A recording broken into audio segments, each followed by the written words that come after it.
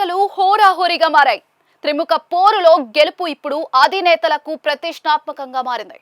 రెండు ప్రధాన కూటములతో తొలిసారిగా ఎన్నికల బరిలోకి దిగిన హీరో విజయ్ పార్టీ ఢీ కొడుతుంది. విజయ్ గెలిచే సీట్లు, ఓట్లపైన భారీ అంచనాలున్నాయి. ఇక్కడ గెలుపు కోసం బీజేపీ కొత్త వ్యూహాలు అమలు చేస్తోంది. ఇదే సమయంలో ప్రముఖ సర్వే సంస్థ ఎన్నికల్లో ఎవరిని గెలుపు వరిస్తుందనేది పూర్తి విశ్లేషణలతో తాజా అంచనాలను వెల్లడించింది. విజేత ఎవరో తేల్చేసింది.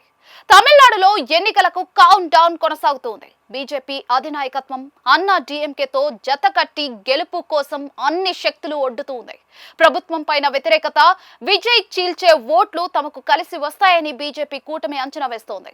అటు డీఎంకే పూర్తి స్థాయిలో తిరిగి తామే అధికారంలోకి వస్తామని భరోసాగా కనిపిస్తోంది.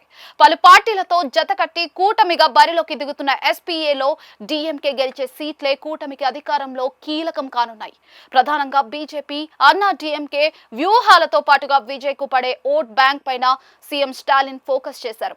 ఇక విజయ్ కు సినీ గ్లామర్, ఫ్యాన్ ఫాలోయింగ్ ప్రధాన ఓటింగ్ గా మారింది. ఒక్క ఛాన్స్ ప్లీజ్ నినాదంతో విజయ్ ఎన్నికల బరిలోకి దిగుతూ ఉన్నారు. ఆకట్టుకునే హామీలను ప్రజల ముందుంచారు. దీంతో అసలు ఓటర్ మూడ్ ఏంటనేది ఈ సర్వే వెల్లడించింది.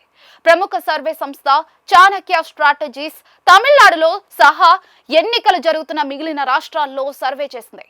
అంచనాలను వెల్లడించింది. తమిళనాడుకు సంబంధించి ఆసక్తికర అంశాలను వెల్లడించింది.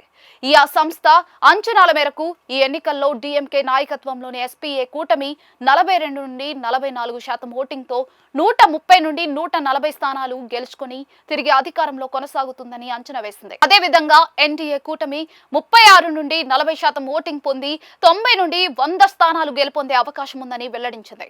ఇక విజయ్ టీవీకే పార్టీ ఈ ఎన్నికల్లో 10 నుండి 13% ఓటింగ్తో 8 నుండి 14 సీట్లు మాత్రమే గెలుచుకునే ఛాన్స్ ఉందని పేర్కొంది.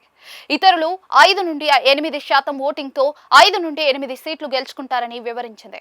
విజయ్ పైన యూత్ లో ఎక్కువగా ఆదరణ ఉందని విశ్లేషించింది. మహిళలు ఎక్కువగా డీఎంకే కూటమి వైపే మొగ్గు చూపుతున్నారని, అర్బన్ ఓటింగ్ ఎన్డీఏ వైపు చూస్తూ ఉన్నారని విశ్లేషించింది.